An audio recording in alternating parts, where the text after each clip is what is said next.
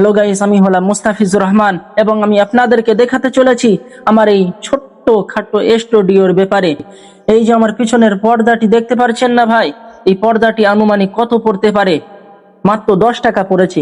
আপনারা বলবেন যে হ্যাঁ, কি করে 10 টাকা? কাপড়টি অনেক দিন ধরে আমার ঘরে পড়েছিল, কেউ ব্যবহার করেনি। সেই কাপড়টি কি করেছি, কেটেছি, কেটে আমার ভাইপোকে দিয়েছি, বলেছি যে ভাইপো এইটা সেলাই করে দে। তাকে 10 টাকা দিয়েছি, সেলাই, ব্যাস 10 টাকা। এই যে চেয়ারটি আমার দুলা ভাইয়ের দোকানে প্রায় 2.5 থেকে 3 বছর মতন পড়েছিল, কেউ ব্যবহার করেনি। সেই চেয়ারটি আমি নিয়ে চলে এসেছি, ব্যাস আমার কাজে লেগে গিয়েছে। তার মানে 10 টাকায় দুটো জিনিস। আর একটি জিনিস সব থেকে বেশি দাম পড়েছে, সেই জিনিসটা হলো আমার এই স্ক্রিন লাইটটা। এই স্ক্রিন লাইটটা ও স্ট্যান্ড ও মোবাইল রাখা 3টি খোপ, এই কয়টি জিনিস মিলে প্রায় 1750 টাকা মতন দাম নিয়েছে। আপনারা আমাকে সাপোর্ট করবেন, কারণ এমন কোনো কি নেতা আছে তার জনগণ ছাড়া উপায় আছে? এমন কোনো কি মসজিদের ইমাম আছে তার মুসল্লি ছাড়া উপায় আছে? এমন কোনো কি গাছ আছে পানি ছাড়া তার ফল আছে?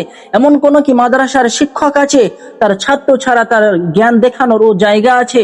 এমন কোনো কি কন্টেন্ট ক্রিয়েটর আছে ফলোয়ার বা দর্শক ছাড়া তার কোনো আগে বাড়ার জায়গা আছে?